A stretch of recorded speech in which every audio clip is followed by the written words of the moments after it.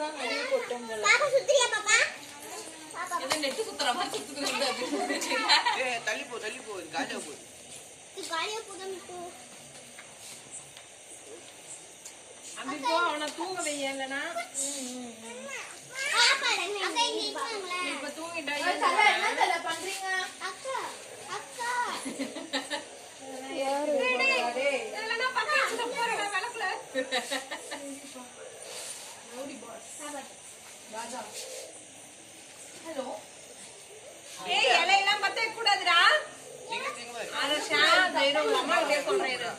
உங்களை கூப்பிடுறாமா? உங்களை கூப்பிடுறாமா?